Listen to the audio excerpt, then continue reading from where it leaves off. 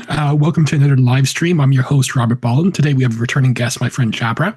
He was on a few weeks ago discussing his experience as a translator into Arabic of the talks and doctrinal contents of the talks from General Conference of the late President Nelson, as well as President Oakes, as well as his involvement in the Arabic translation of the Book of Mormon. That was a pretty fun, interesting episode. So today, Jabra reached out because he wants to discuss a certain someone and his understanding of the data. So we'll be doing that today. I don't know exactly how you want to proceed, but it'll be fun all the same. But for those who may not know you or caught the last episode, do you want to give like an introduction to yourself? Like, what's your background in the church and other issues like your education? And also, what's your background when it comes to, say, data analysis and all that fun stuff as well? Yeah, so thank you, Robert. It's always fun to be with you. And so, by the way, we're here because of one of your posts. Otherwise, I wouldn't have known about the whole thing. But anyway, so I'm Jabra Ghneim. My parents are originally from a little town called Bethlehem in Israel, and I grew up in Kuwait, though, and at age 17, I went to Jordan, which was the country of our citizenship at the time, to study. And in Jordan, I met a neighbor who was a member of the LDS church, introduced me to the church, and I ended up, he was going to BYU at the time, and he was on holiday in Jordan. He introduced me to the church, and I ended up being the very first Jordanian to join the church after the church was recognized there. Later on, came to BYU. I studied economics at BYU. I was the last graduate student of economics at BYU. They shut the program after I left. But I studied economics, and then I went back to Jordan, and for the last 31 years, I have been involved in translation for the church into Arabic. So if you've been to the Arabic church website or used the Arabic app, I've pretty much, and this will be hard to believe even for me sometimes, I've translated or reviewed or edited almost everything in there, including the current version of the Book of Mormon, the soon to be published the Arabic Doctrine and Covenants, and many, many other things. Now, my education, I went on and I got a PhD in something called Inquiry, Measurement, and Evaluation, which is a mouthful for data science. So it's basically the study of research. So you have people doing research using the scientific method, and what I did is study the way research is done and also figuring out if the research is valid. And that by itself is a field. Now I can also do my own research because I studied economics. So I was sort of like what they call a quantitative data science guy for a long time with economics, studying things like econometrics and time series analysis and all that fun stuff. I love numbers. And then I did this PhD in data science, which involves some other type of data, which is called qualitative data. On top of the quantitative, I studied qualitative data and also something called evaluation, which means, you have someone doing a project and you want to know if that project was a success or not, then you conduct an evaluation study. So that's basically my brief background. Oh, that is perfect. And the impetus for today's live stream was a post where I shared some images. I'm not. If you want to name him, we can. But a certain fellow who's active on TikTok, who used to work for Church Translation, we all know who he is, who said that the data does not support Joseph being a true prophet, and the data, all hail the data, does not support the Book of Mormon or stuff like that. And you messaged me immediately and got triggered. So let's kind of discuss that. And so I don't know if how we're gonna refer to him. He who should not be named, Dr. TikTok. Dr. TikTok. Okay, well, Dr. TikTok wrote a statement, and Dr. TikTok is a good guy, and there is no doubt he's smart, and I really respect that he's kind of, I don't know, personality, or to be honest, I've watched probably three of his TikToks before, so I'm not an expert on the things he says, but I have the drift. I read his book. He published the book about data and dogma, and so I read not all of it. I read parts of it. And I have to give it to him. He's someone who popularized this field that nobody usually, other than a handful of specialists, care to discuss. He Yeah. made it Yeah, popular. yeah, So, maybe because we're going to be dumping on him a bit. Let's just say like some generally good things about him. Like I've known him since like 2009 when he lived in uh-huh. England, and we would trade one another books, and we sold each other books as well. Oh And wow. he knows like Greek and Hebrew rather well. He knows like the scholarship pretty well on these areas of speciality. But when he goes Yes. outside of them, especially on moral issues, you can clearly tell he's a Out of leftist. his depth. you know but my biggest complaint is like he portrays himself as being LDS, but functionally speaking he's an Yes. atheist, Well, with the and I kind of wish he statement was that more was intellectually honest. So yeah. yeah, with the statement that was made, I mean, no, no, I'd say if you had a testimony, you wouldn't make that statement, but it's become popular to dump on the church. But here is the thing: I'll be focused now on the statement he made that the data does not support the church. So I'm gonna give some background to your audience in this, because I feel many people, it's become fashionable to use that word data and throw it out there and say the data does not support this. And without an understanding of that word, then you can't really comprehend, you can't really come to meaningful conclusions about things. So when we speak of data, so if you're someone who doesn't do research, if you're someone who's not academically involved, you would think data is just numbers. So you quantitative numbers, 1, 2, 3. I've sold so many bushels, I've produced so many things, I've said so many words. People, that's what people usually think of when they say data, and it's a word that carries weight, because when you say data, it means it's something you observed, it's something that's tangible, it's an experience that you can account for. So it carries weight, and it's used as a way to dismiss arguments nowadays, like to dismiss valid opinions. So what is data?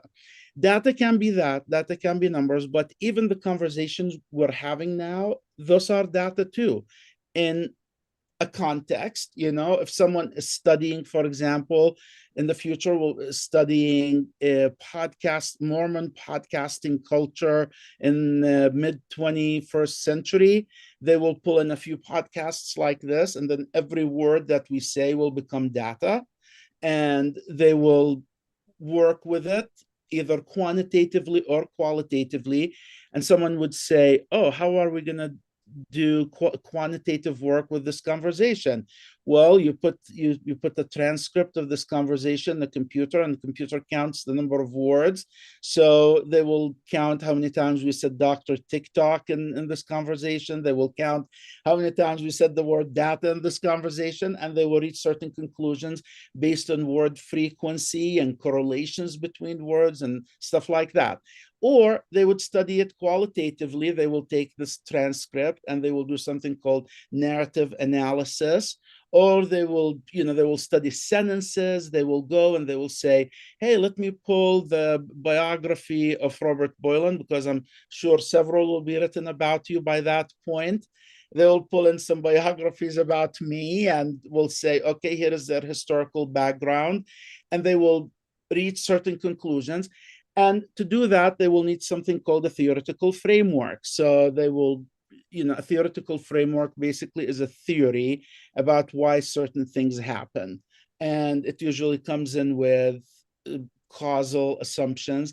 This thing causes this thing. And so they will look in our conversation for cues about if this theoretical framework applies. And based on it, they will reach conclusions. So that's, in a nutshell, qualitative analysis. So now, The problem I have with statements like the data doesn't support this is it assumes that the scientific method, which is the method that makes it possible for both of us to have this conversation, 4,000 or 5,000 miles away.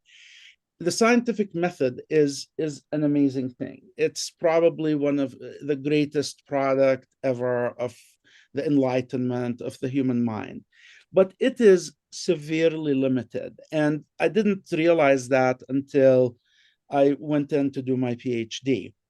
So what is a scientific method? The scientific method is we're going to study something, we're going to have a hypothesis. And a very important thing about a hypothesis is that, and this is a core part of the scientific method, is that you have to have something called a null hypothesis and something called an alternative hypothesis. What does that mean? That means that a null hypothesis, if I apply A to B, nothing will happen. That's a null hypothesis. An alternative hypothesis, I applied A to B and something, resulted. And so you study those hypotheses, you collect data. And again, this data that you collect can be quantitative, qualitative, can be a mix. You put them, you turn them in the tool of your choice, you study them, you do correlation analysis, you do narrative analysis, and then you come to a conclusion. And the limitations with that is that usually because human nature or scientific method works brilliantly, works like clockwork when you're dealing with objects that behave in a certain predictable way. So for example, iron or oxygen have certain chemical properties, and they have a certain number of atoms, a certain number of protons, certain number of neutrons, and they act under circumstances, in controlled circumstances, in a certain predictable way. So you can predict it. And that's why, for example, this conversation we're having now is possible because the scientific method discovered certain properties of iron and electricity and silicon and all of that. And it, based on that, they created these machines and created this communication mechanism. The problem is, starting in the 19th century, is that people in humanities, in humanities, decided, oh, the scientific method is working so well in chemistry and biology, and it's yielding all of these amazing results. Let's apply it to studying humanities. So they took it in and they started applying it to things like scriptures. They started applying it to understanding religion. They started applying it to understand markets and economics and sociology and a host of other phenomena. Now, what is the problem with that? So there is good and there is bad, because on one hand, introducing the scientific method into human sciences introduced a certain rigor. It introduced a certain, certain honesty into it. But the problem with it is, humans, when you study anything that has to do with human beings, anything that human beings touch, it becomes flimsy, because we humans are not the same. You and I might be the same age, might be from the social background, we might be from the same country, we might have the same body type, we might even have the same blood type, but there is something about us that makes us behave differently under circumstances. So for example, you and I would be exactly the same in the characteristics I described, but we go to a candy store, and you're definitely going to react to candy different than I do. You're gonna like white chocolate, I like dark chocolate. You're gonna like it 60% chocolate, I'm gonna like it 100% chocolate. So no two humans are the same. And so when you take humans and you start making applying the scientific methods to them, you have to be very, very, very careful about that. You have to be extremely careful. And so in research, there is something that the gold standard of doing research in humans in social sciences. It's called the experimental method. And there is quasi-experimental and there is experimental. And the difference between them is this.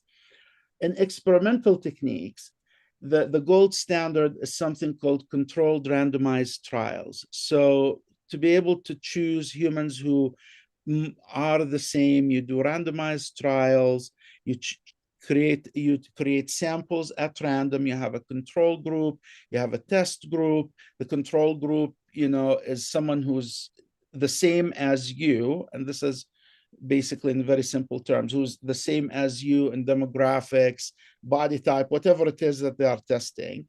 And then the test group is the true group that is being experimented on. And the purpose of having a controlled group is they have this group going through the same historical social circumstances that you go through while you're tested, so that they can exclude, outside factors that would have impacted the trial.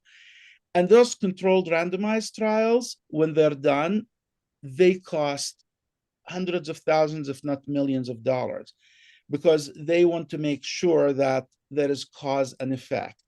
So what that means is they're trying to say A causes B, and we made sure of that because we excluded all other factors that might have come into account, might have happened while we're doing the trial. But even then, here is the problem with that. The human mind, we love to talk. So people like Dr. TikTok and many people like him, I'm familiar with the type. They love to talk about objectivity. Okay. When collecting data or studying data, and there is no such thing. I'm sorry to break it out to you, because we humans are not objective. We're biased. And this is, again, a revelation that came to me in graduate school.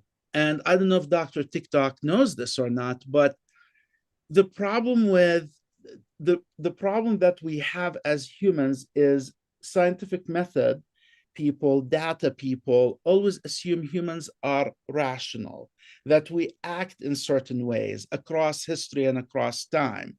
They have this theoretical construct called the rational human. And even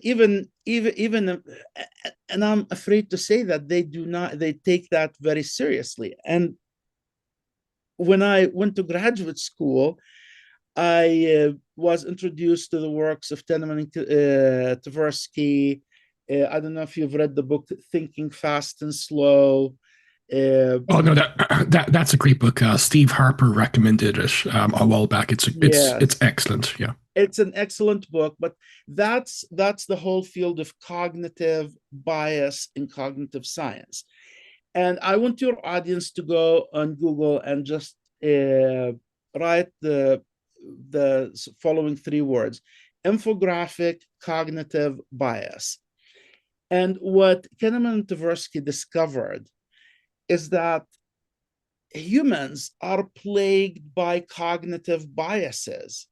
We have all of these things that bias our thinking, that we do without even thinking about it. And these are things you can't control for in any experiment. And to top that off, we have logical fallacies in our thinking that we fall in all too easily.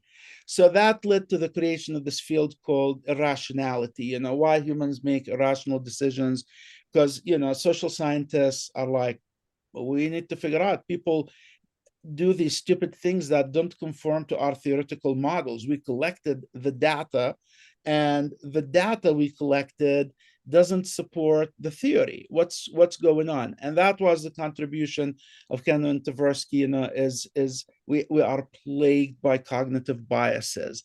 And so when we do research, when we do any type of research, when we collect data, And if you're a scholar worth his salt, your advisor or have told you, you need to basically bracket, you need to state your biases when you're doing research, and you need to state your background, you need to write your life history in a way, and how you collected the data, so that we can bracket these things, we can put them literally in brackets and say, I've done the research, I collected this data, I reached these conclusions, but anyone reading that research would look at those brackets and would say, oh, this is where this person comes from, these are his biases, this is his background to it. And that's what many people don't do. So I know Dr. TikTok loves the documentary hypothesis and loves Wellhausen. I don't know, maybe I'm wrong,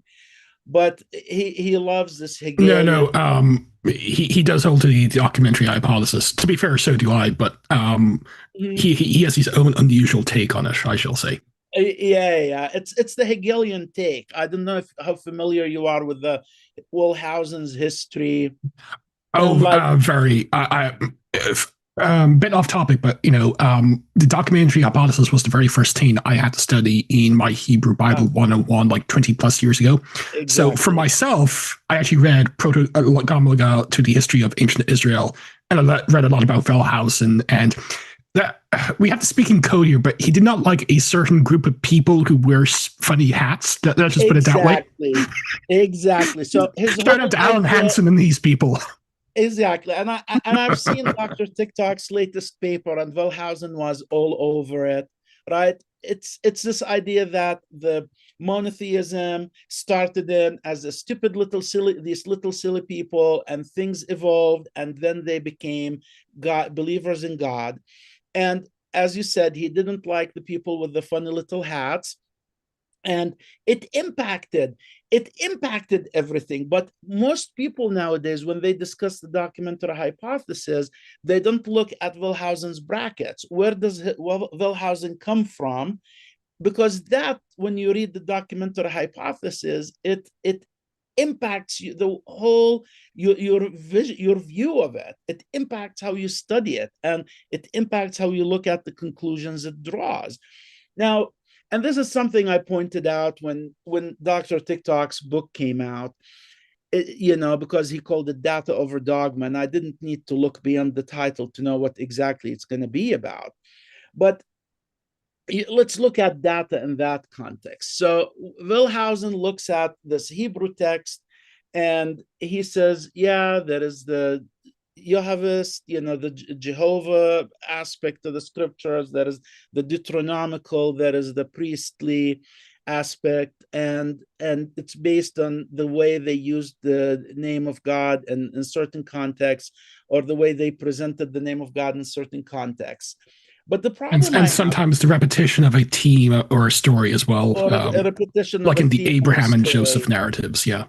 Exactly. So what's the problem with that? And from that, he drew the conclusion that, the Tanakh or the Torah was written by several people over time, that it evolved. And here is the problem I have with that. First of all, you look at Wellhausen's, his background. He wasn't, he I don't know if he was an anti-Semite, but he toyed with it. And that was in Germany at the time. I mean, anti-Semitism was rampant in colleges and schools, so we know that. Even before Nazism, I mean, anti-Semitism isn't something that started with Nazism. It's been around for a couple of thousand years. But in Germany, it was rampant at the time. But these people did not have access. Like, these people studied Hebrew, but they didn't understand the Hebrew culture, and whatever they knew about it was tainted by that anti-Semitic view. And it leads me to think: did you, for example, in qualitative science, when we study, when you have a theory like this, you do something on it called triangulation. And so triangulation is when you say, okay, I have my own theory, I've reached my own conclusion. Now I'm going to take this theory to people who agree with me and who do not agree with me. And I'm going to present it to them. We're going to see what their take is on it. And then I'm going to take it, I'm going to present it to people who are, interested in the field, or people, for example, in this case would have been, I'm going to take it to a rabbi or two and see what they think about it. And that's how you do it. You triangulate. And so you get all of these various opinions, you challenge your own theory and conclusions, and that hopefully helps you draw better conclusions or refine your theory or improve it. But none of the people in biblical studies do that, not that I've seen. Usually there is this theory, and you go to other scholars who agree with you. You're usually in this echo chamber, and you do not sufficiently address the arguments against what you have. I mean, in my own dissertation, well, and everyone's dissertation should be like this. I had an anthropologist. So remember, this is a data science dissertation. It was qualitative, but I had an anthropologist. I had someone from the business school. I had a geographer. I had someone who specializes in narrative analysis. I had someone who's an anthropologist. I don't know if I said anthropologist or not, but I had all of these people, and it benefited a lot because there was opposition to my conclusions all the time, and that helped me refine my dissertation. It helped me refine my theory, and that's how it should be done. Unfortunately, that doesn't happen. Anyway, I have actually for you, and I know we talked a lot so far about this theory. I have a simple example that will help your readers understand how this works, and it actually happened to me this week. So in our house, we have a fireplace. Our house is brand new, so the fireplace shouldn't start acting up for another 20 years. Anyway, all of a sudden, it started having problems. The flame would go on and off, and then it would turn off. So we finally called someone in, and a nice guy came in, and you can tell he's an expert in what he's doing. He saw what's happening, and he decided, let me look at the fireplace controller. It's a gas, electricity gas run fireplace. Sure enough, he opened it up, he looked at the controller, and it was flipped it, and it was burnt and fried. And he's like, yep, here is your problem. You paid $300. He fixed the controller, and he put in new fizzy little things in the fireplace, made it worked, then he left. Worked for a couple of nights, then all of a sudden it started acting up again. So, and then it wouldn't work. So here I am, $350 out, the fireplace isn't working, so we called him again. So he comes back, and he looks at it, and he's very apologetic because I kind of figured out what happened.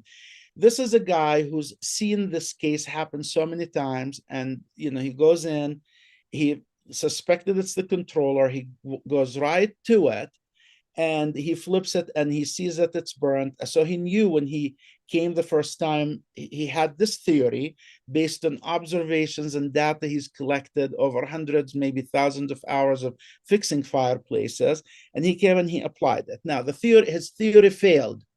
So he comes in the other day, and he's like, well, I'm so sorry. I messed up. I was a little cocky and overconfident, and I didn't do one thing. So he didn't test, apparently, when he came in. He was supposed to also test the frequency between the electrical switch and the fireplace. And sure enough, he puts his wires into this device, tests the switch, and the switch is all over the place. The frequency is all over the place. He's like, oh, this is it. The current coming from the electrical switch wasn't regular, and this is what caused the problem.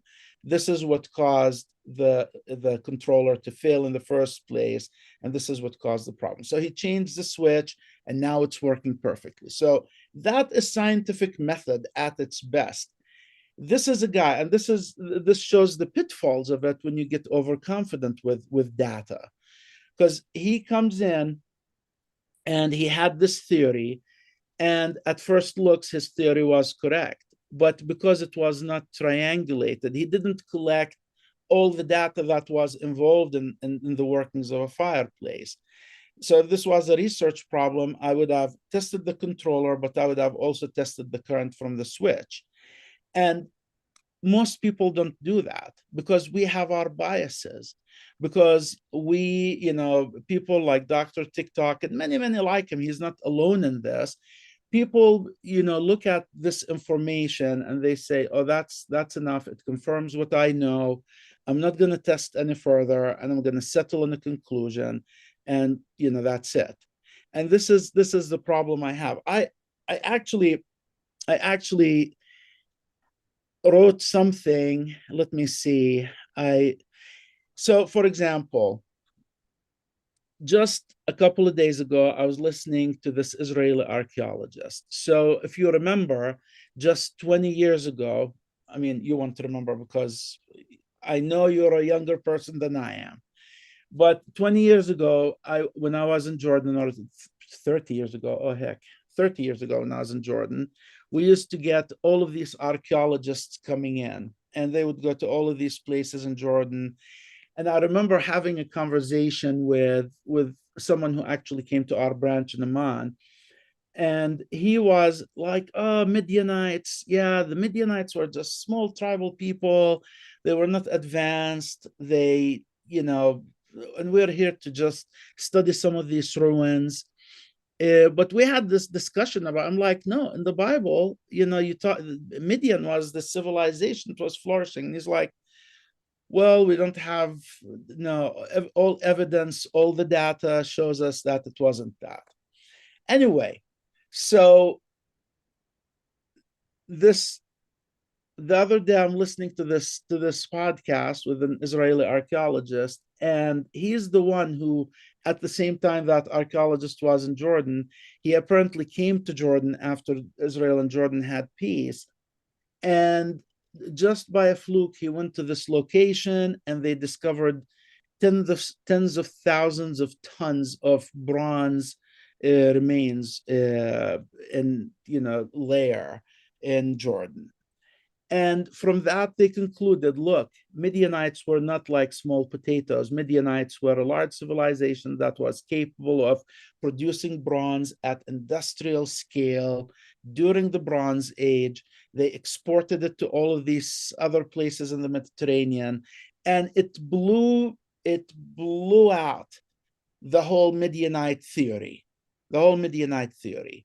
So, and this shows that when you talk in archaeology or biblical history and all of these things, we really don't know, because we don't have all the data. We don't have data sufficiently to make conclusions about anything. All we have is what's in the scripture, what's been handed down for thousands of years to us.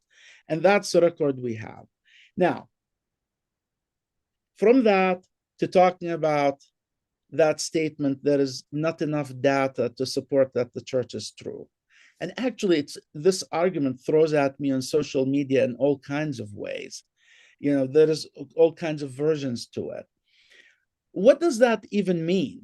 What does that even mean? What data? And this is where Dr. TikTok is I expected more rigor from him when he made such a statement. I don't know, was there any rigor? Did he elaborate more on that, or did he just throw the statement out there? He just threw those particular statements, I should say, after. No elaboration, because I'm interested in knowing what data he is not sufficient. Like, on one hand, when I, as a quantitative scientist, when I look at the data, the data that I care about are testimonies, which, congratulations, by the way. I understand it's been 22 years since you joined the church, or since you stepped in the church. So I look at the testimonies of millions of people like you, like me, who've gone to church, read the Book of Mormon, put the its promises to test. It came through. We felt the Spirit testifying to us that it is true. Believe it or not, that is data. That is religious experience, and it is data. It doesn't matter. They'll say, no, this is subjective data. This is data. This is the experience of tens of millions of people for 200 plus years who've read the Book of Mormon, who've put it to promise, who've joined the church, who've lived a life. I mean, this is data.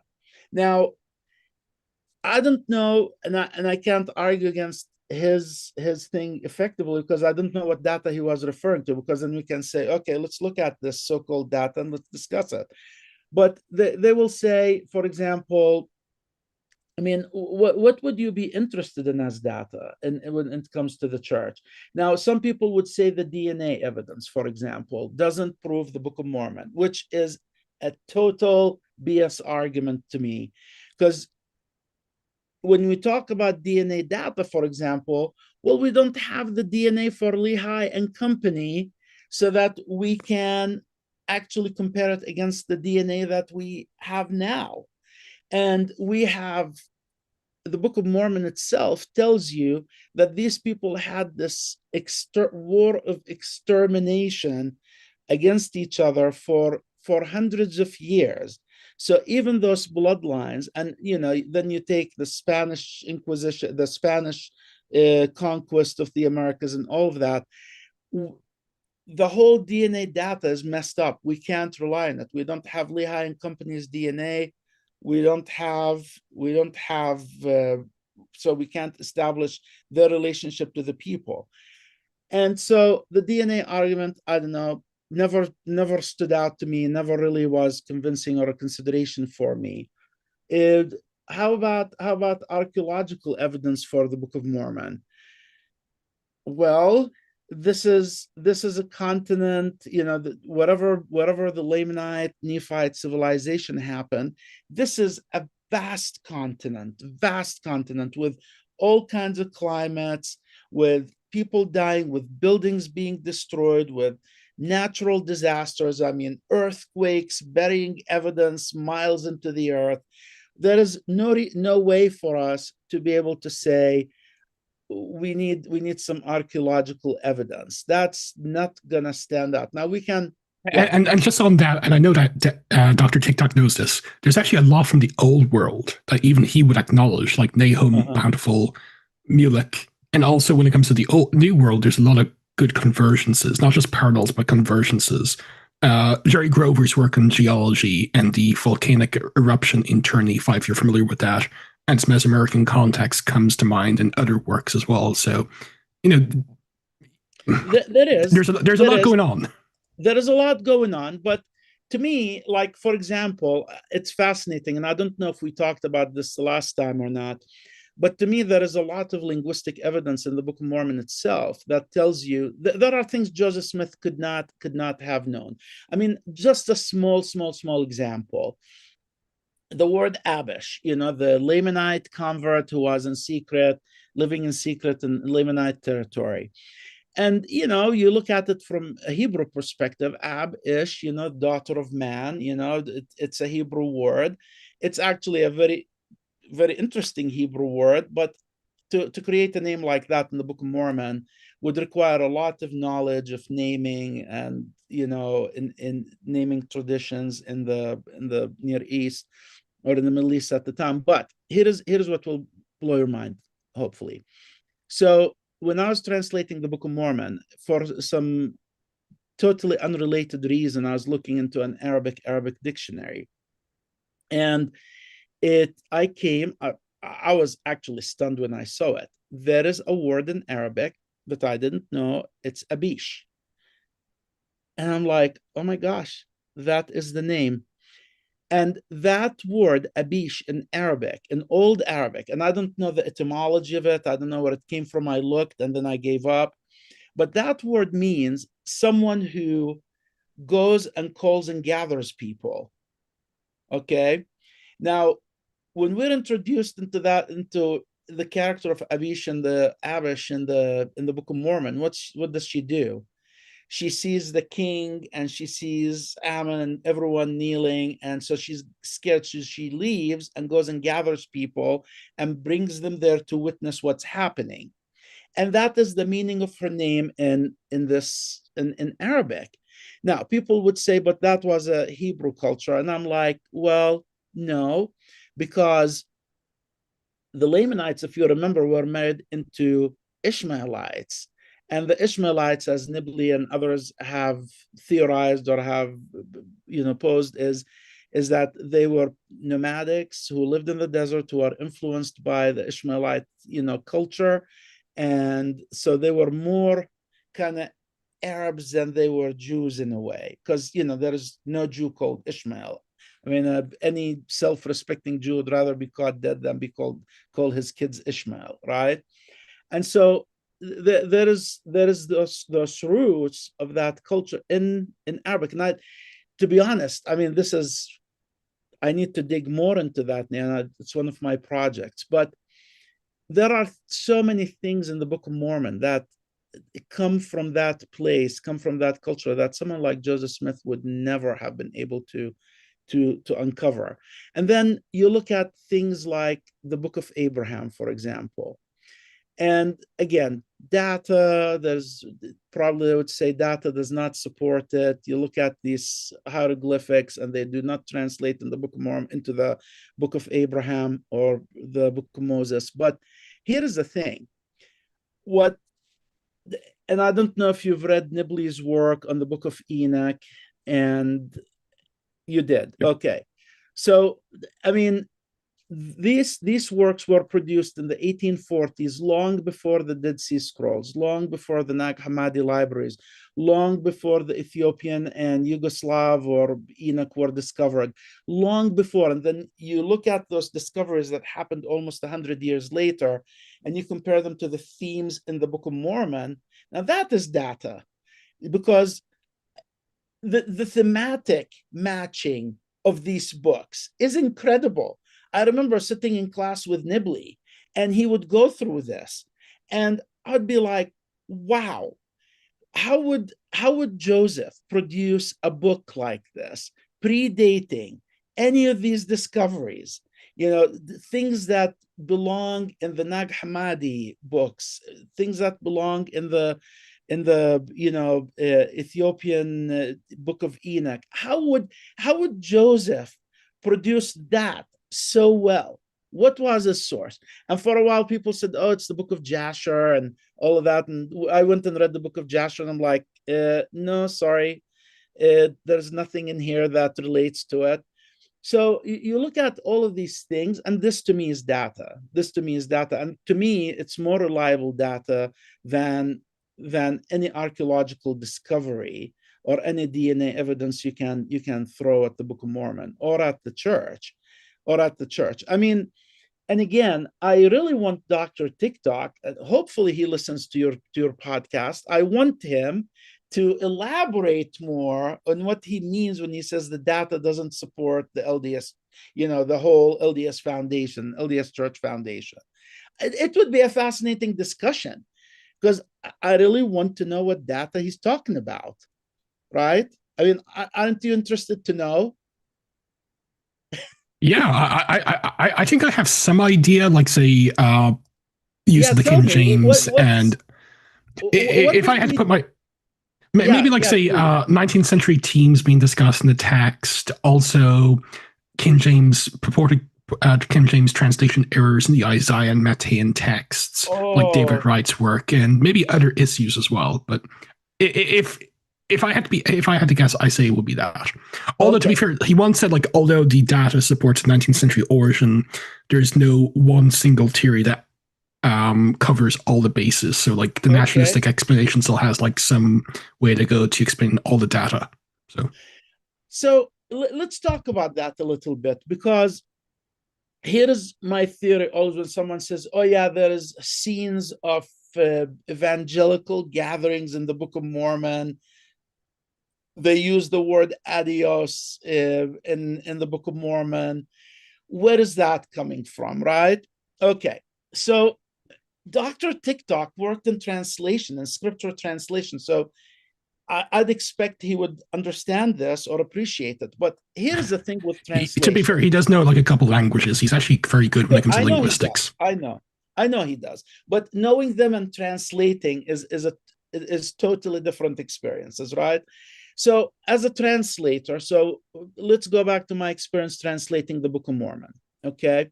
So when I was given the Book of Mormon to translate, people said initially that order changed rapidly afterwards. But my original instructions were we wanted to be in an Arabic language style that matches 19th century Arabic, that matches the 19th century Arabic, that matches the style of the Book of Mormon. I was like, okay, that's good. And I was, to be honest, I was extremely enthused by this, because then I went back and I kid you not, Robert, I studied, I downloaded, studied, bought every translation of the Bible in Arabic, and I read all of them.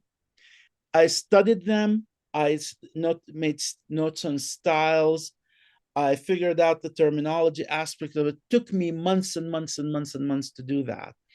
I went back to the oldest Arabic manuscripts that are available, translations, from the Sinaiticus library. Went back to those old translations of the New Testament, to the epistles. I went to the Diatessaron in Arabic. There was a translation. I went all the way back to the 8th century, the earliest days of Arabic, to basically figure out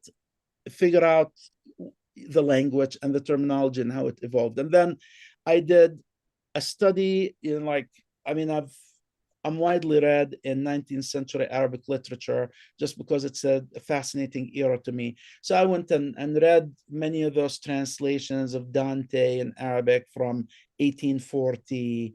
I read Shidyak, he's an Arab writer from that era. He invented basically modern Arabic. I mean, read all of these works. Anyway, why am I telling you all of this? Because that was my data gathering process. Because I'm a translator, I'm going to sit down and I'm asked to produce this book in 19th century Arabic. And so I sat down, and my whole terminological outlook in the translation was influenced by that.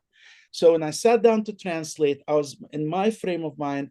I wasn't writing in my 21st century Arabic, modern Fusha, simple Arabic. I was writing as someone who lived in the 19th century. And that's how I translated it. Now, imagine you are Joseph Smith, someone, and this is qualitative science now. I'm putting you into the shoes of Joseph Smith. Joseph Smith, an uneducated farmer who is very young, who's in his 20s. He's someone who basically reads from the King James with his family very often. He's obviously someone who knows his scriptures very well. So that's his linguistic influence. That's his linguistic universe.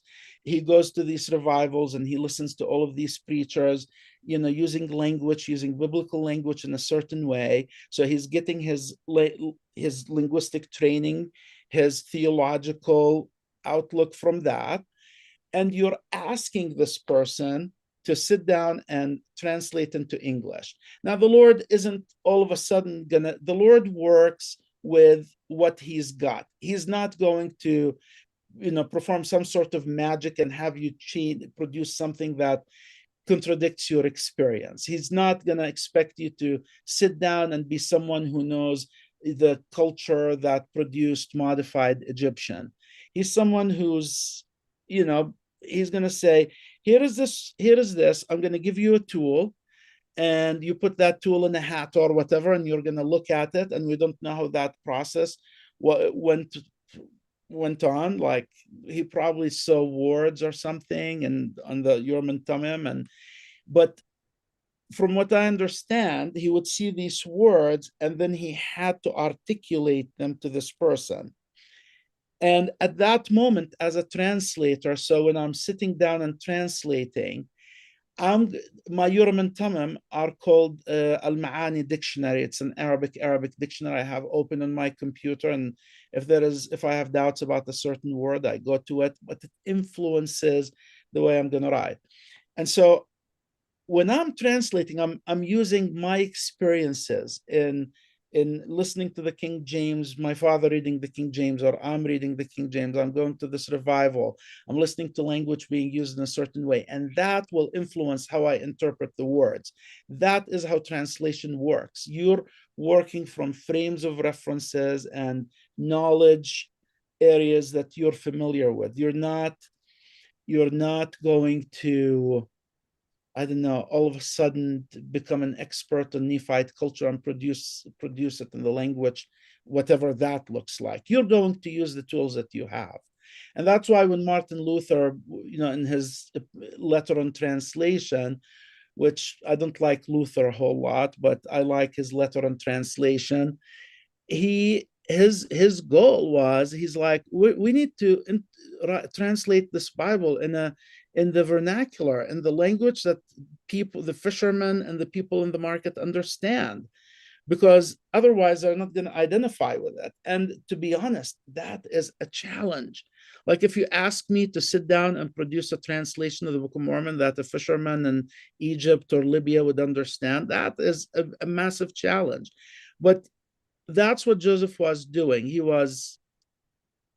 is a product of his time. And so, of course, we're going to see words like adios in the Book of Mormon, because I don't know what word he saw in the Urim and Thummim, but to his mind, that word, the closest idiomatic translation available to him was adios. For whatever reason, that was the word he chose. And so, of course, you're going to see all kinds of influences. And by the way, and you would know more about this than I do because my knowledge of it is very shallow, but Skousen's Book of Mormon, I remember reading in the introduction to it something that said many people assume that the Book of Mormon English language is King James, but it's actually predates King James. It's like Yeah, 7th century. Skousen and Carmack argue, based on like a number Uh, of articles in the book, that it's early modern English. uh-huh. I'm a bit skeptical about it. They've done some good Okay. work, but I'm kind of neutral on that because, like, as you know yourself, the further back you go in terms of the language, the more Yeah. loose grammar tends to be and spelling. Yeah. So, how much of that is like early modern English, and how much of that is like Joseph Smith inspired by like 19th century English, but also the King James? Yeah. But I'm kind of neutral towards it, but like there could be something there. I just think they haven't really proven it, but it's really interesting all the same. It is very interesting to me because, and again, my knowledge of it was shallow, and I've never bothered to go in and study that some more. But it's the reason it's fascinating to me is because I remember when we did the translation of the Book of Mormon, there was this instruction that you go, oh my gosh, what's the name of the person who had the dictionary at the time? It was the only English dictionary available. Oh, are you Uh, talking about Webster? Webster. I'm sorry. Yeah, Yeah. Webster's 1828 dictionary. Yeah. Early in the morning. So I had a copy of Webster open on my computer and I was looking at it all the time to get a sense, because as a translator who's trying to get to produce this translation that is loyal or that is faithful to 19th century English, you have to get the sense that words were produced in at the time. So anything from the word faith, anything from obedience, these simple words, you had to understand how people understood them at the time.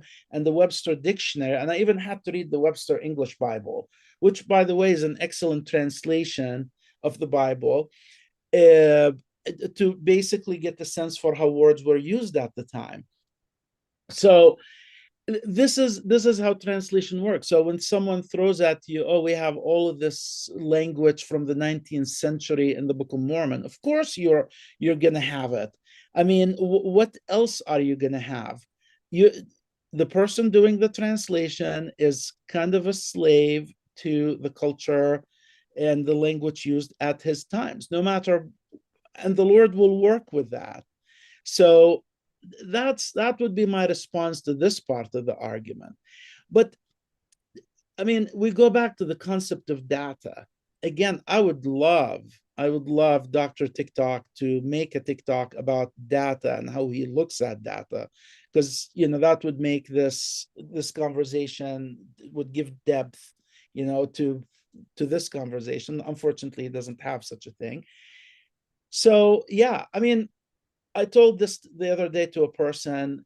To me, again, and I repeat, to me, valid data about the truthfulness of the church is the testimonies on fast and testimony meeting, the way my neighbors influenced by the gospel treat me and behave in the world, the impact of the gospel on the world. I mean, it you want data, fine, look at the saints, early saints, despite all the persecution and the killing, crossing the plains thousands of miles, going and establishing this place in a desert nobody wanted, and the fact that the church has progressed, it's all over the world. I mean, take that is data for you about the church.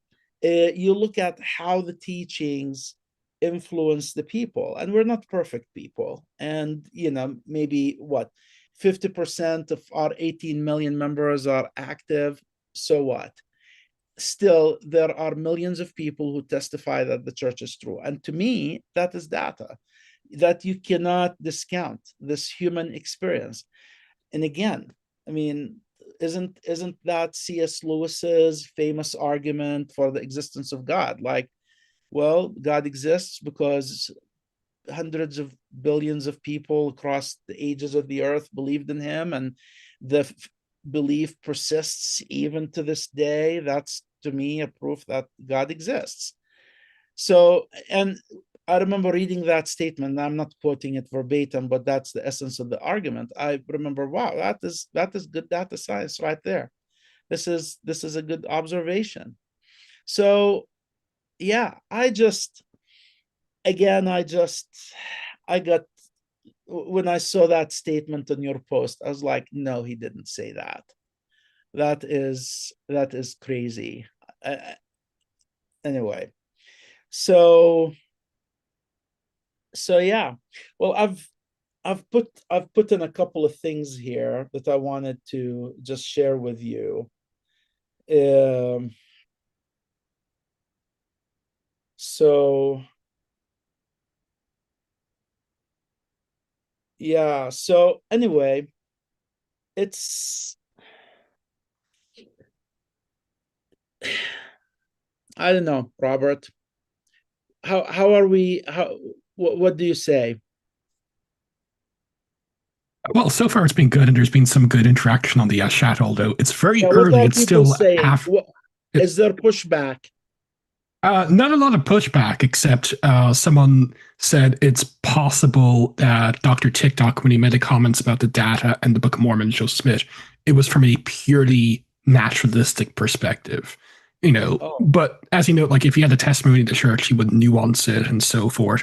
And yeah, if you have like a naturalistic worldview, ipso facto, no such thing as a supernatural. So like the dead don't come back from to life, or there's no angels who act as instruments or media of revelation and telling people where to find gold plates. So in that respect, yes, but there's a lot of data to support Joseph Smith knew stuff his contemporaries, including learned contemporaries, did not know, and that the Book of Mormon makes more sense on many topics as being a 19th century translation of an ancient text than 19th century production from yeah. ex nihilo. And again, we have, so take that for data against the naturalistic perspective. Yeah, there is. So with the angels thing, we have we have three witnesses, and then 8 witnesses who saw angels, who hefted plates, who had all of these supernatural experiences and testified to it. And if you're in a court of law and you give me 11 witnesses and they are of good character, and then they testify to something, even though they hate someone's guts, they testify Yeah, for I mean, him. like That tells you, some would actually really fall out publicly with Joseph. And the case of David Whitmer, he believed he was a yes, fallen prophet. And even yeah, then, he always believed and affirmed the authenticity of the Book of Mormon. Like even in 1887, when he wrote a tract addressed to all believers in Exactly. Christ, and so forth. So yeah, Yeah, so we have a lot of that to me is data. But again, if you want data about the Book of Mormon, beyond its origin story, beyond angels showing you where it's at, buried, and you look at the testimonies of the millions and millions and millions of people across time who believe in the book, who have staked their lives on it, because of the feelings they got when they read it. That to me is the most valid data. At least if I'm honest about data and what data means, it, I would stop there and I would say, why are these people believing across time? So we might take people in a 50-year span and say, yeah, this is influenced by the religious fervor in upper state New York at the time, people having messianic expectations and all of that. But okay, well, I'll give you that for those first 50 years. How about the next 50 years? How about the next 50? How about taking this book to Tonga or Samoa or to Jordan or to Egypt, and you have people who believe in it, people who are from a different culture, who are not exposed to the same socio-political, economic circumstances, and they still believe in it and stake their lives on it. How do you explain that? You can't. You can't explain it other than that. People read the book, put the promise to the test. They received spiritual confirmation in one way or another, and that's why they believe. That's why they've become who they are. And that to me is the data. To me, archaeology, even the testimony of someone who's lived a couple of 100 years ago, that to me is a data point, but it wouldn't be as effective of a data point as it is now. For example, you have Jehovah's Witnesses. How many times have they declared the end of the world coming at a certain day, at a I think like certain maybe half a time? dozen. Half a I dozen think they times. learned their lesson in 1975. Yes, they stopped. But to me, I would look at Jehovah Witnesses and I'd say, okay, yeah, there is these data points that tell me it's all BS. You guys are really great. You believe amazing things. I really love their translation work and their commitment to spreading the word of God and translate. They have an amazing publishing services department. They are incredible. I have to tell you, their language operations are top notch. These people are amazing. But as a religion, as a theology, I do not believe in them. It's hard for me to take Jehovah Witnesses seriously because of all of these things. So that to me is data. But you have, again, we go back to the church, we go back to the Book of Mormon. Millions and millions and millions of people believed in that. Why? That is the question you have to struggle with, and you have to come to you have to give me a theory about it, and you have to tell me why. And that to me, that's why we have to testify. That's why we can't keep our testimony hidden, because that is the data. The minute we stop testifying, the minute the church will shrink. So, because I mean, explain that to me. Explain this data to me. This data trumps archaeology. It trumps DNA. It trumps anything. This data, and then the Book of Mormon itself. Then there is the Book of Abraham, the Pearl Great Price, Book of Abraham, Book of Moses. The fact that they so I remember when, and this is something probably I didn't share with you. So when I went to Jordan the first time, there's this dinky little museum downtown Amman, and I used to my bus going to college every morning past, the place where you waited for the bus was right next to this museum. So one day I was waiting for the bus and I had like half an hour, so I decided to pay the quarter and go and visit the museum. And it's a very small dinky museum, probably as big as this room. And but you walk in, and in the front at the time there was this massive copper scroll, And they said, oh yeah, this was discovered on the Jordanian side. This is from the Dead Sea Scrolls written in copper. That was before I learned about the church. And at the time, I understood the ancients wrote on skins and wrote on paper. And I'm like, wow, they wrote on these copper things, on these copper plates, and that's cool. It was this green hulk of metal, rolled, and you could see little inscriptions, on the back of it.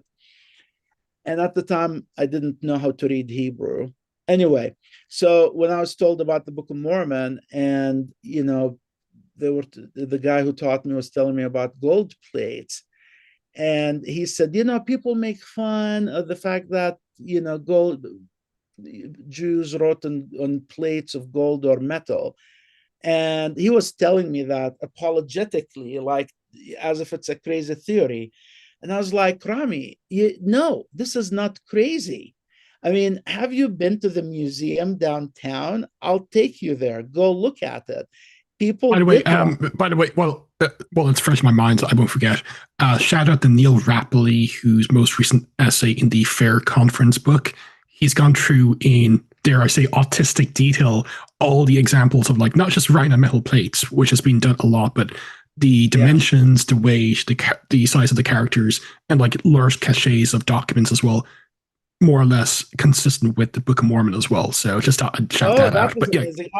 I would be super interested in doing that, because here is the thing about writing, and you probably know this.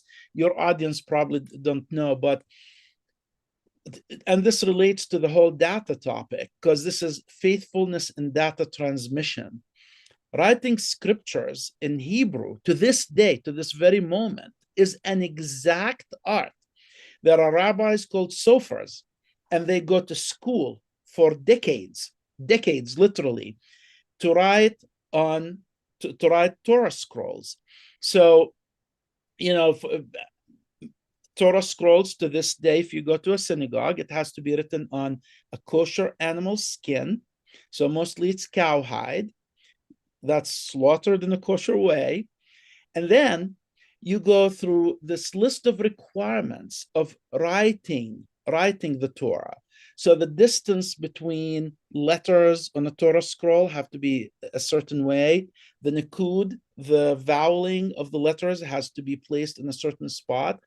And if you have just one mistake in the transcription, it renders the whole Torah scroll. You can have and these things cost 50, 60, $100,000 sometimes, depending on the sofer who writes them and the level of professionalism and production that goes into them.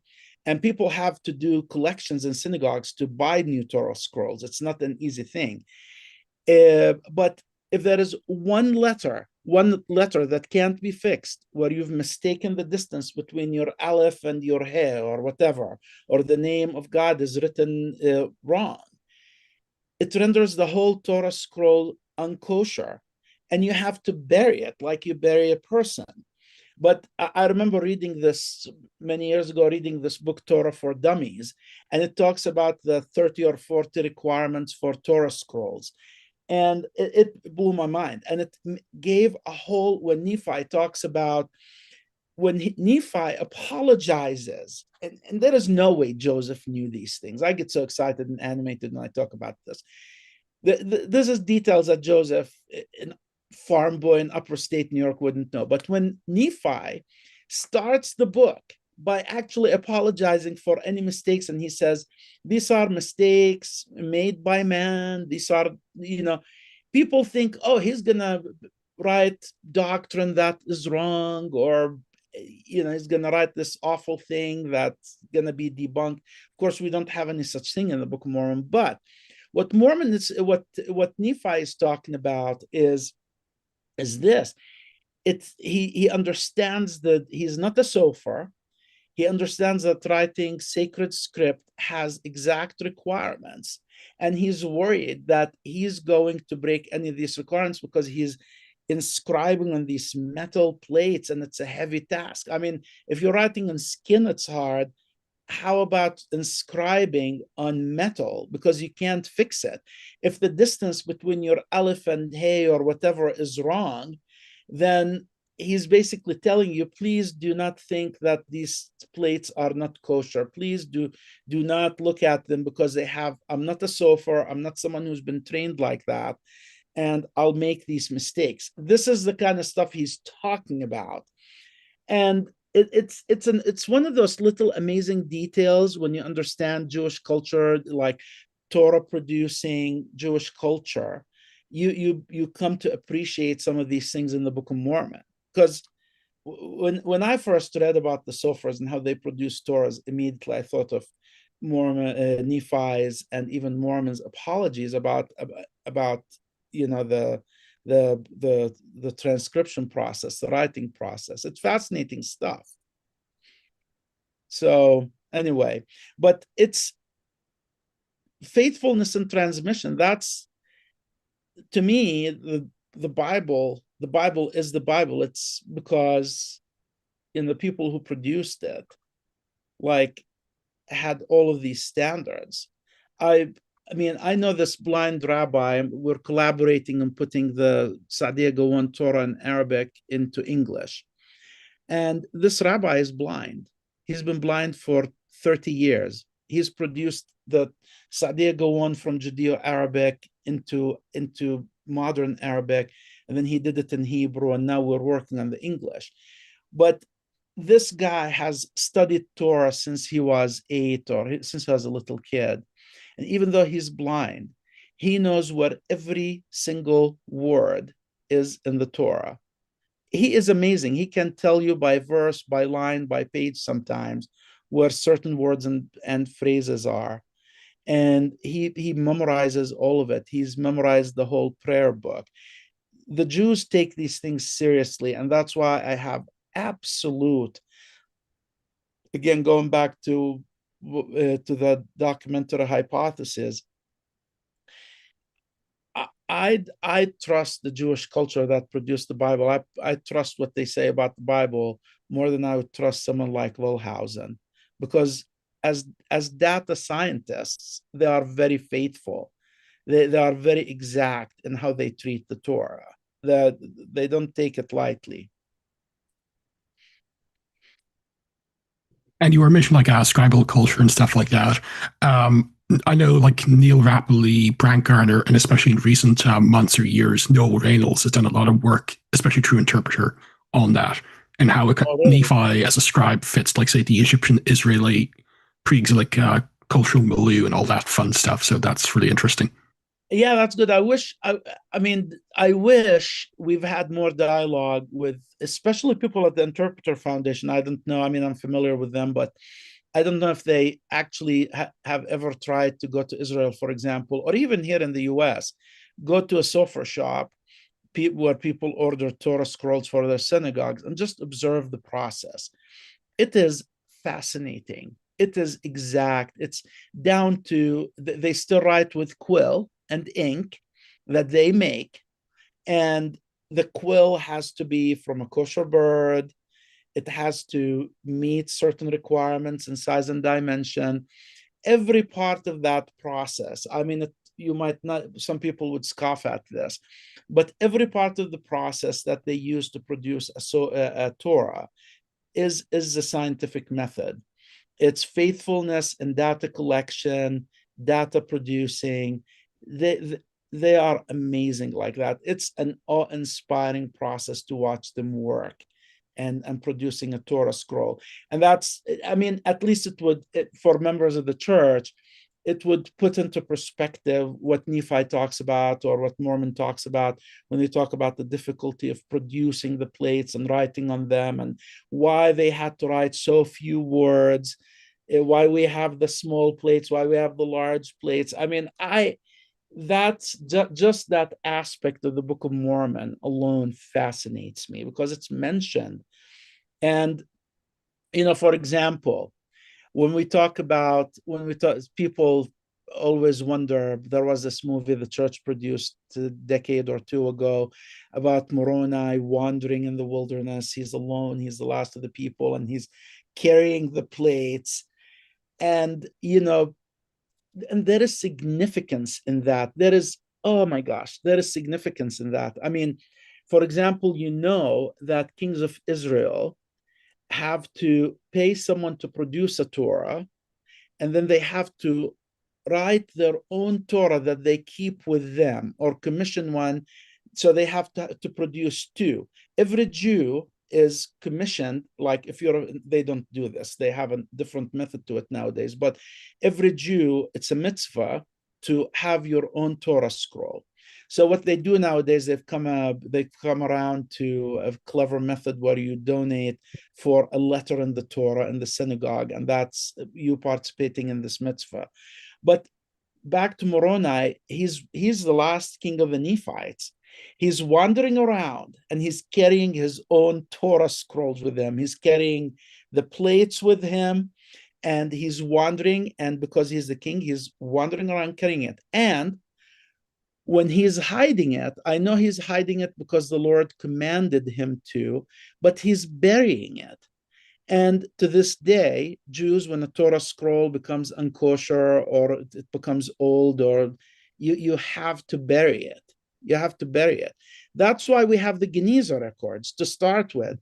The Geniza in Egypt, which is the most amazing discovery of late 19th century, in biblical studies. I mean, we're still studying the documents of the Geniza. The Geniza was a burial place for all of these Torahs and all of these documents that had the name of God in them. And because they can't burn it, they can't tear it, they can't throw it with the garbage, it has to be buried. So, just the fact that in the Book of Mormon, we have the scene of Moroni burying his Torah, that is a product of a Jewish culture that Joseph could not have known about or be familiar with. I mean, were there any Jews in upstate New York at the time practicing Jewish synagogues that Joseph went to, Jews he associated with who could teach him that stuff? Not that I know of, as far as I know, and maybe you know something else or more about this, but as far as I'm concerned, the first Joseph Jewish contact was with the convert Nibor or Nipor. What was his name? I think it maybe just before with Seychelles. I don't know when Nybar joined, but his Hebrew instructor was a Jew as Yeah, well. his Hebrew instructor. So we're talking what, the Nauvoo or late Kirtland era when he started associating. It's a few years. It definitely predates the Book of Mormon project.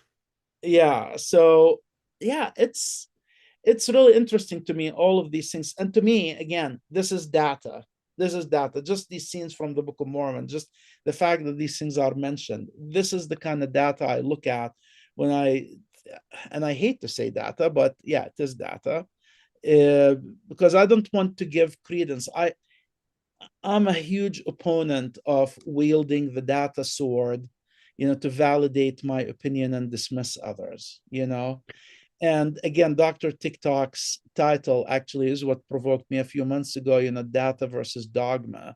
I mean, dogma is what keeps you stable. Dogma, in my experience, is more successful than data when it comes to faith. It keeps you anchored. It keeps you faithful to your testimony, which is your own form of data. Anyway, so yeah, I hope he watches this. I hope he every once in a while I see in my feed something like he posts these things and it says Stitch incoming. I don't know what that means, but I assume it's people who say something contradicting him. And In TikTok, and I think this is just a guess, but like a stitch is like where you respond and you like have the original in it and you intersperse your comments in between. I think that's what a stitch okay, is. well, yeah, I don't know. Well, we'll see. I'm just interested. I looked at the book, and just a simple. So here is one thing that scholars need to do more. There is this AI called Perplexity AI, and as a scholar, I love it because you go there and it's not the usual junk of AI where it goes and draws from the web and it introduces all kinds of noise into arguments. Perplexity is an AI where you can just limit the AI database to journal articles and scholarly research.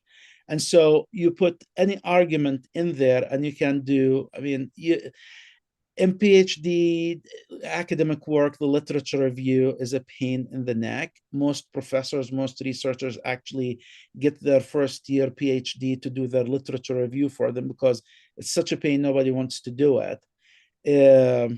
And so, but now with Perplexity AI, you can go and it does actually a good job producing literature reviews for any question or topic.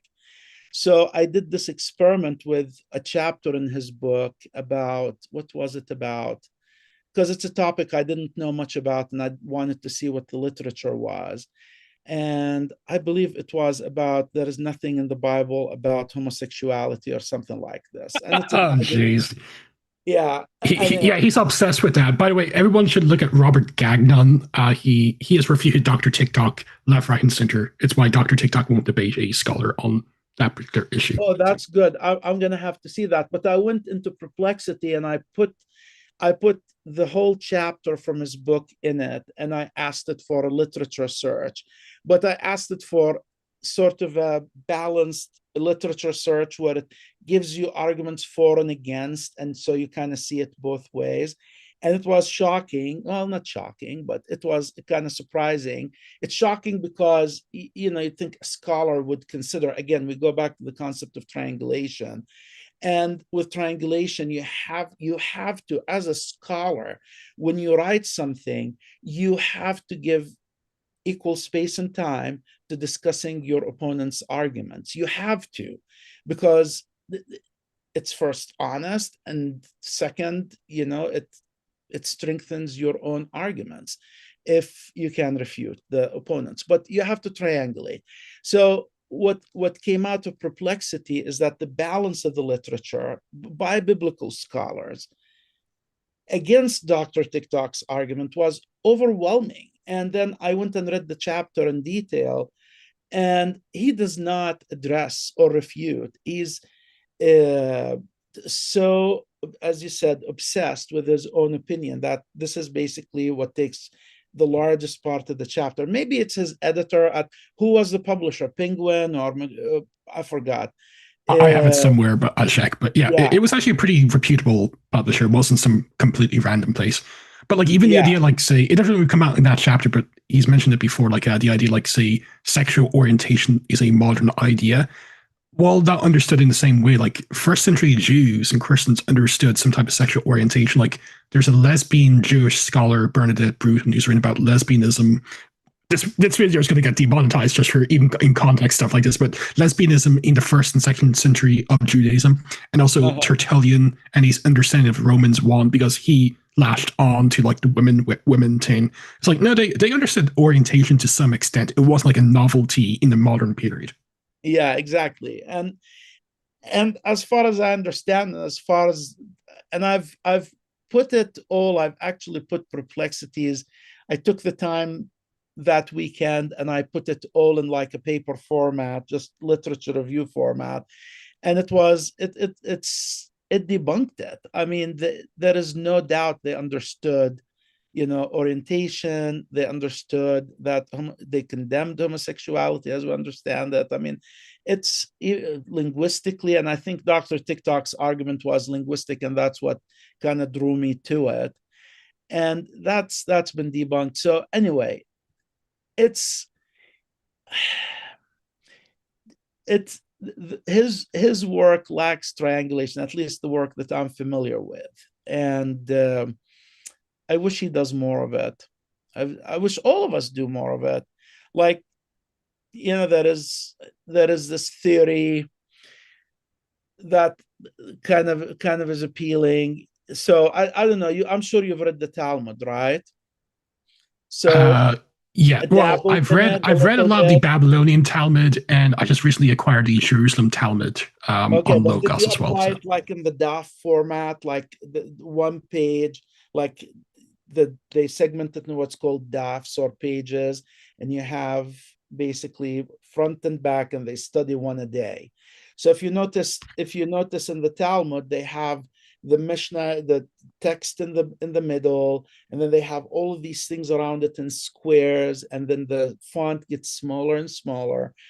And to me, the smaller and smaller stuff is what's most fascinating, because the Talmud is an amazing document like that. So you have basically Shammai and Hillel usually, but you have all of these rabbis.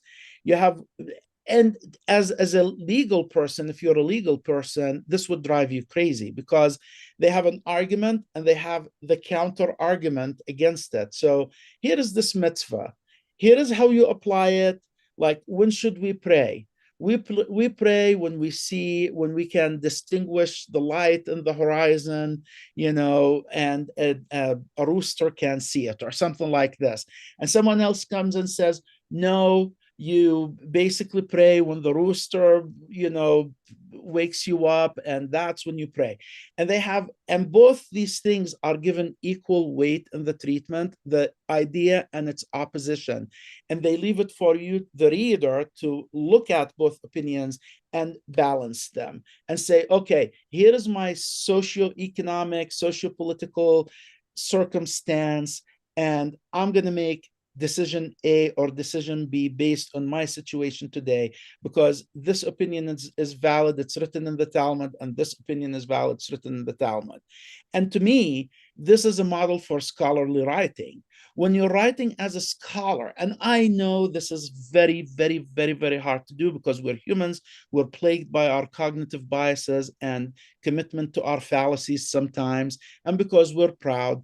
But I wish when people write, they actually address opinions, and they put in the opinions that contradict what they've written about, that says, I might be wrong, and here is why. Here is what these people say, and their ideas are this.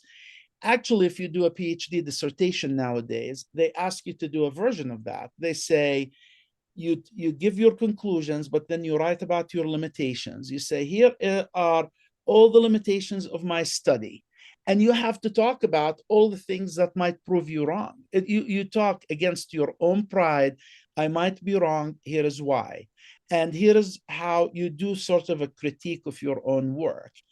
And scholars, unfortunately, like Dr. TikTok and many like him, are committed to their own ideology, are committed to their own to their own ideology and what they believe in, at the expense of the truth, which, again, the truth can be very elusive. But if you're committed to the truth, at least you will leave space in your own writing and your own presentations to the opinion of the other, the person who would contradict you, who would come against you, and express their opinion as strong as you can, as if they are themselves sitting there expressing it to you, because that's what scientific rigor is to me. It trumps the whole concept of data. Because, again, as I said earlier, people use this word data to basically, they throw it out like Dr. TikTok did. It's very condescending. It's very condescending because, oh yeah, the church isn't true because the data doesn't support it. And this is how I'm dismissing the faith of 18 million people, or let's say if inactivity rate is 50%, I'm dismissing the faith of 9 million people or 3 million people. Oh, I can't hear you. I can't hear you.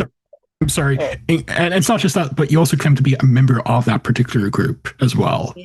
yeah, So, yeah, exactly. So I don't know, like that to me is the problem. Like, we have these I call it data superiority complex. Hey, I can do a regression analysis, or I can put in some correlations, and here is something that even in the hardest, except when you're talking about materials, if when you're talking about totally predictable things like chemical compounds and iron and things found in nature, or research. And this is a huge debate we've had in academia since the Enlightenment. there is this causality, and there is the argument for causality that because of data superior people say, oh, we can establish that A causes B. When we're talking about human sciences, the humanities, basically. And there are people who say, no, you absolutely cannot. All you can do is establish a correlation. So a correlation is when I'm observing A, I'm observing B. But is A causing B? The threshold, the threshold you have to cross, the things that you have to box and to take account of to establish causality are almost require superhuman powers to achieve. There is no scholar out there, and I challenge anyone in the right mind who can say, I can establish in the humanities that A causes B, because you can't. All you can do is say, okay, there is a correlation. I've looked at 5,000 points of data and I can establish this correlation. Establishing that A causes B in that relationship requires a massive effort that's beyond any one individual or scholar or even institution, because the amount of investment you have to put into that is massive. The same applies archaeological data, DNA data, everything. All you can do is establish correlations with that data, establish some observations about certain phenomena, but you cannot establish causality. You can't say with any level of certainty that A causes B, that the modern day Native Americans are not descendants of Lehi and Nephi and Laman and Lemuel and all of these people. All you can do is you can draw correlations and observations. You can't establish causality, because it's almost impossible. And you can go and study data science, and that's probably going to be like your first class. You're going to take a class called quasi-experimental methods, and they're going to teach you these things, and they're going to say, even with controlled randomized trials, the gold standard, there are 36 things that you have to take into account, and you can never control for those 36 things, to establish causality. Almost every CRT, and the problem, and this is something I didn't even talk about with the scientific method. With the scientific method, there is the number one thing for you to know something is true. You have to replicate an experiment. So you have to replicate it. You have to replicate the results. You have to take the data from experiment A that established causality, and then you have to take that to a totally different environment, and you have to replicate it. You have to replicate the same results. And this goes back to something I said earlier that your audience probably forgot about by now, which is the testimonies of these millions of people. The fact that we took this Mormon experience in America, we took this Book of Mormon that's written, as Dr. TikTok and people like him say, this is a product of the 19th century America. We took this book to Africa, we took it to Asia, we took it to Europe, we took it to South America, and it made sense to millions and millions and millions of people. And that to me is replication. You've been able to say, this book is true, it's from God, it has this promise that if you read it, God himself will reveal to you by the power of the Holy Ghost that it is true. So this thing worked with these Americans from the 19th century. It worked with South Americans in the 20th and 21st century. It worked with Asians. It's working with Africans right now who are joining the church by the millions. I don't know if you've seen the story this week about this branch in Sierra Leone where 110 people joined the church. They were baptized all at the same day, on the same day. And you look at the experience of those 110 people, and the doctrine was taught to them. Maybe they've read the Book of Mormon, the promises were fulfilled in their heart, and they joined the church. And to me, that's a replicated experiment. Beat that. That beats data, the concept of data. This is data that I can rely on. So anyway,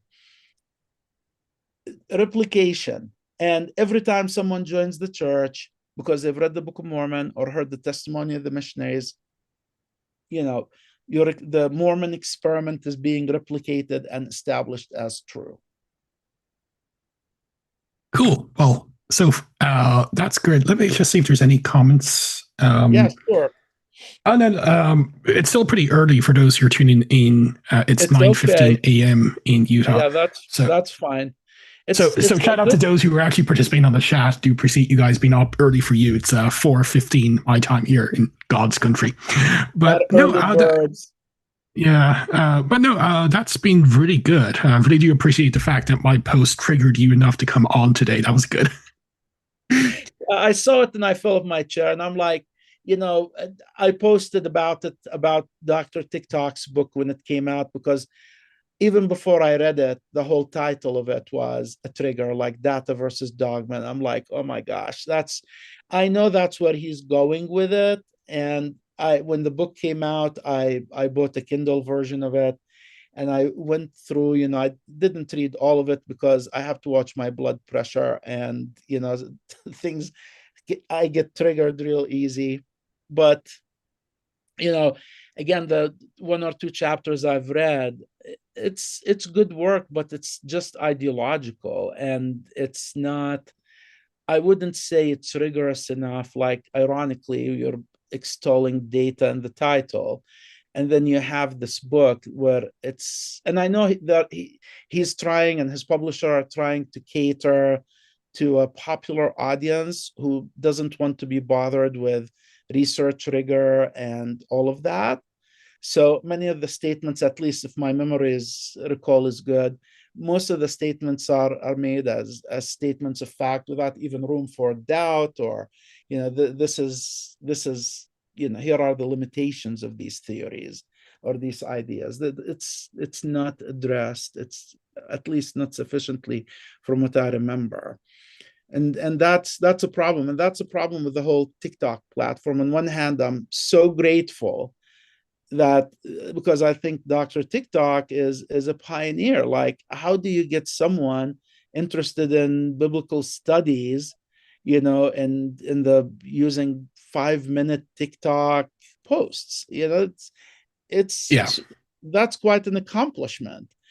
But again, what gets lost is the nuance, and the interest generated in biblical studies isn't worth it if it leads to people forming shallow arguments, like shallow ideas about a topic and reaching conclusions based on a TikTok. I mean, I made a comment a few months ago in one of his posts.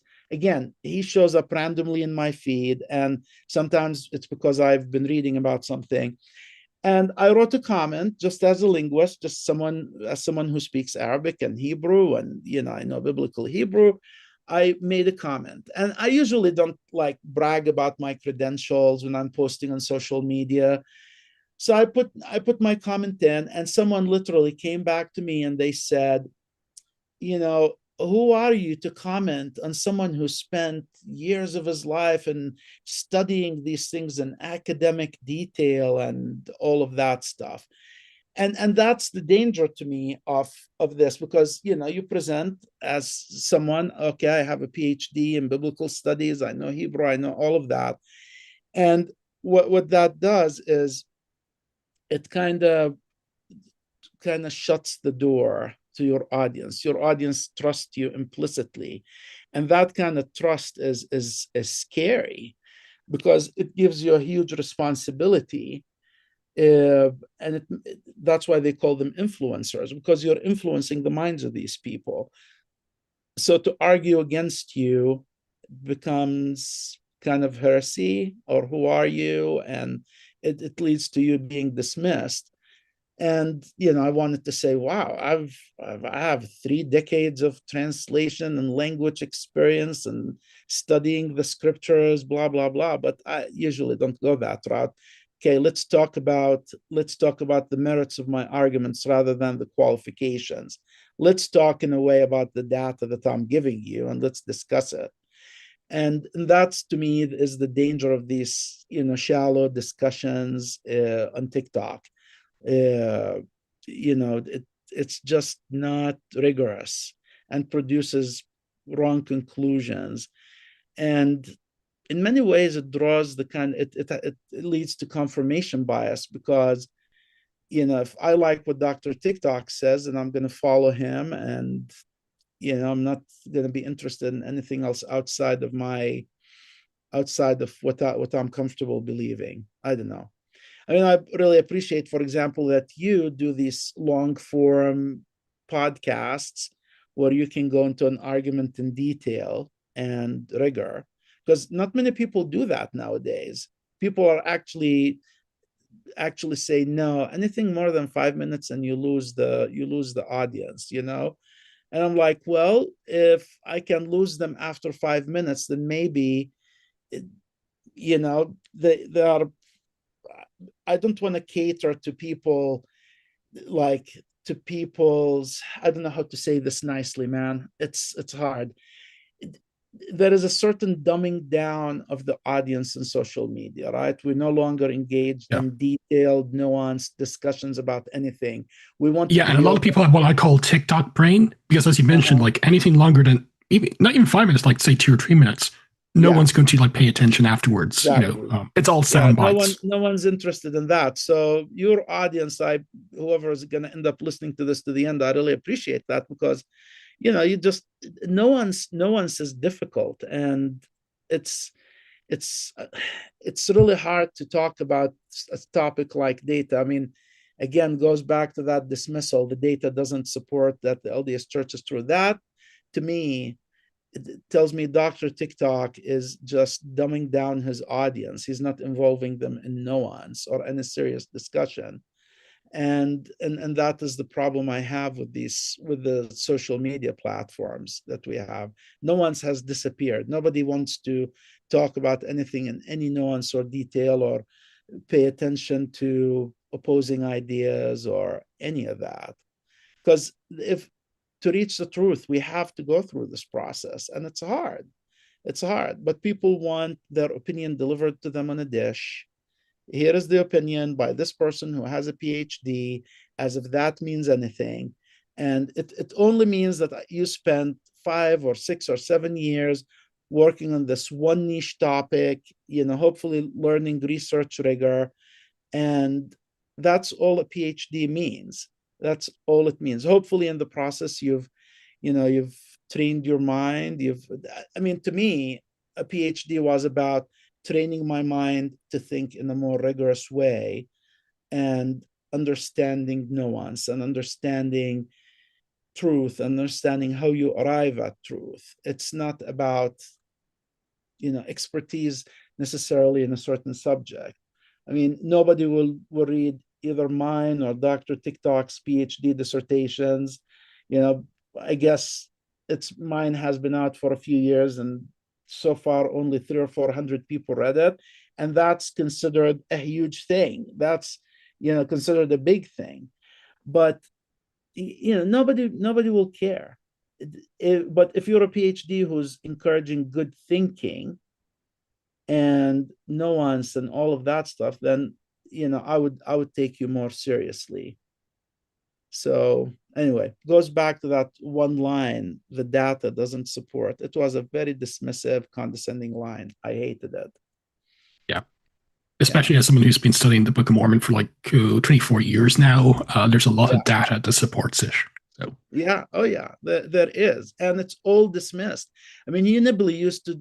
I mean, Unibly used to say this in class and outside of class. He used to say, what shocks me is that all of these scholars who talk about the Book of Mormon, who are rigorous scholars that he respected, have never bothered, in his experience, to read the Book of Mormon and study it in any type of detail, or give it the attention, like do the comparative literary analysis, put it against its time, take it seriously. Nobody has bothered to do that. Most of their criticisms are very shallow, based on very shallow surface readings of the book.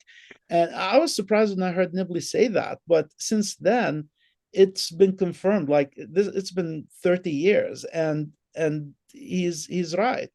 I mean, I don't know if you've looked at John Turner's book and Joseph Smith, the recent one. no, that Turner should be ashamed of himself. That book was awful. Yes, I There's know. no two ways about it.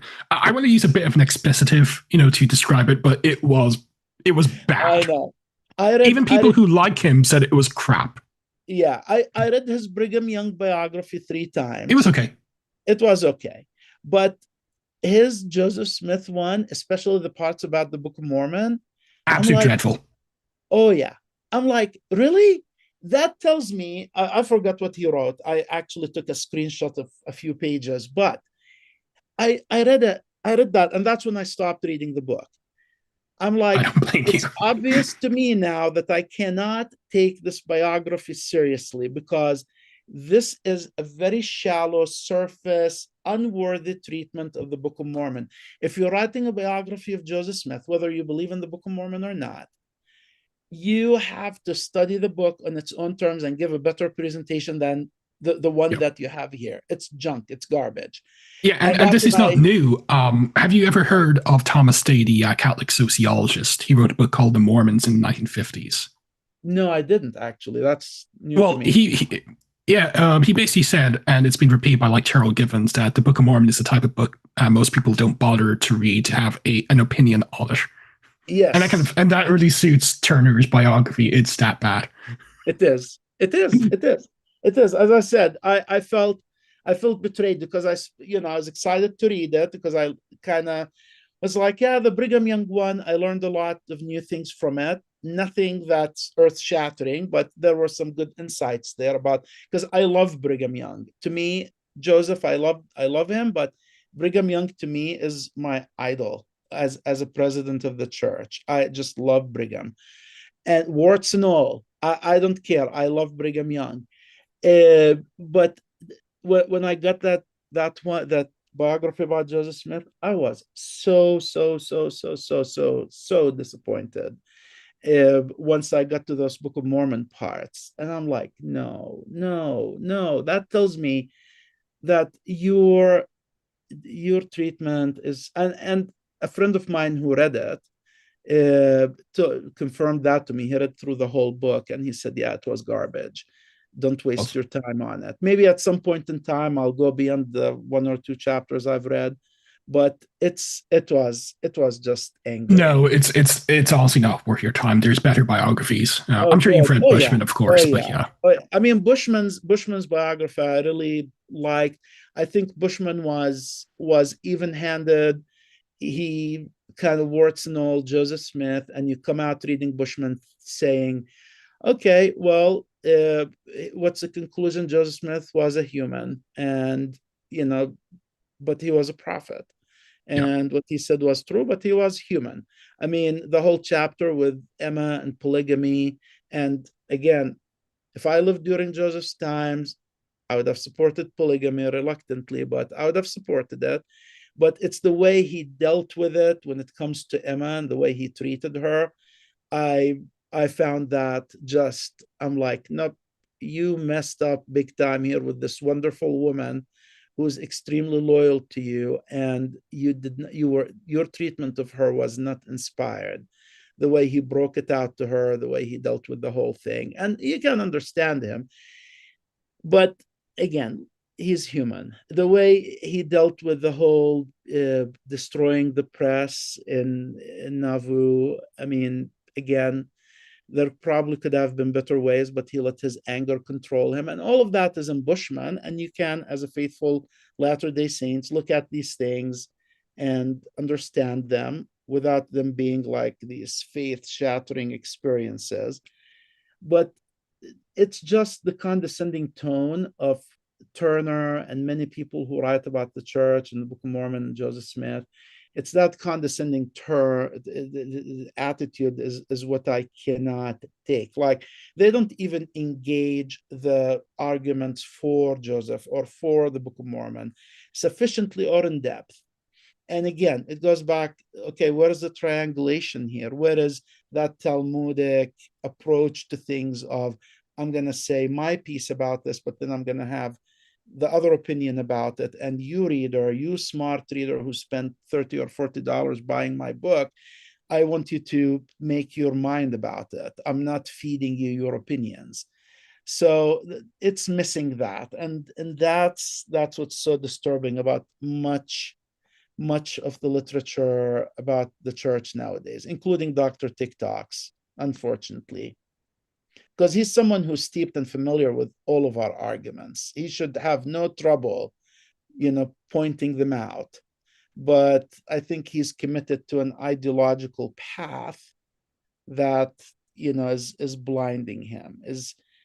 I don't care what he believes about data and scientific method if he's not triangulating and addressing the opposing opinions.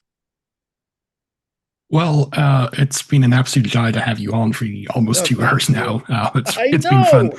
Yeah, Yeah, that is fun. time flies when you're having I nerdy can't. fun. I But looked. I'm like, oh my gosh, it's 9:30. I have to get to work. I'm sure you But have other things to do today, so I'll let you yeah, go. But but I'll post this on Facebook and I'll tag you on it. But like, thanks again for okay. coming on, Jabra. It's been absolute fun, and hopefully we can actually connect again in the near future Oh because yeah, it was absolutely. also fun the last time. Keep posting triggering things, and I'll say this triggered me. I want to talk about it. Oh, good. Guaranteed 2 hour live streams if I'm ever on the dirt of podcast episodes. Yeah, that's perfect.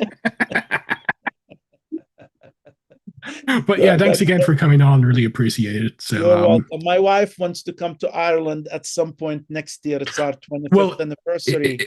if you do, let me know, and I'll tell you some of the best places to visit that might not be known. I'm sure Because her there's also Chester ancestors are Beatty near Trinity. Irish. Yeah, Yeah, we that's want to good. come and see where her ancestors came from. So I'll ping you. We'll have to hang out. Oh, definitely. I'd be up for that. So, and I'll probably be But still here then. we So can we that's can awesome. you can show me your books. I'll come and visit you, and you can show me your books. You'll have to sign a waiver doing that. You won't sue if one of the piles come down on you. It's a risk you'll have to take. Right? That's what my wife says. She looks at this and she says, one day an earthquake will happen, and you're going to be sitting by your books, and they're going to fall on you. And I don't know if you know the story, but it's there is this Arab scholar. His name is Al-Jahid, and he was like anti-Christian, anti-Semite, but he wrote some fascinating books. And he literally died because his books fell on him during the. Best way to go. Exactly. By the way, so someone mentioned that they're glad the books in their backgrounds are not green screens, as it is for some Oh people. So no, this is not. Yeah, this is not a great. Unfortunately, I don't have one of those screens, and I cannot like. I don't know how to hide it, because sometimes yeah, I have to go in professional conversations, and I'm like, I apologize. It's not a mess. These are my books. But yeah, it's no, these are. My wife would like me to get rid of most of them because she's worried I'll die. And then she's like, I'll burn all of them, or give them to DI. And I'm like, well, I'll make sure I'll write it in my will. I already have a person in mind who's going to come and pick them all up. And, because some of these books, like, so I don't know what I'm pointing, but this here is like my PhD dissertation.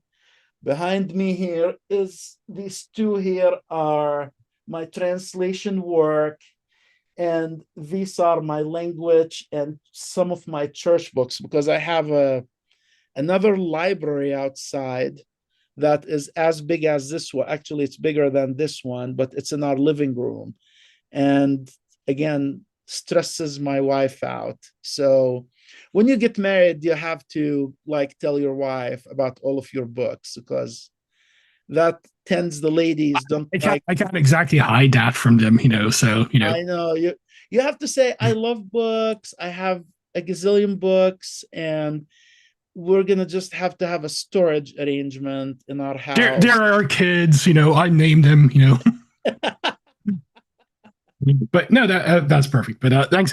Yeah, hopefully we can actually meet up next year if that's the case. But Yes. thanks again for coming on, and hopefully we can actually have on later again. But yeah, thanks for everyone who tuned into the live stream, and for Yes. those who will watch later, hopefully this will be informative. And yeah, I hope you have enjoyed the rest of your Friday and have a great weekend, Jabra. Thank you, Robert. Really appreciate you. You too. Take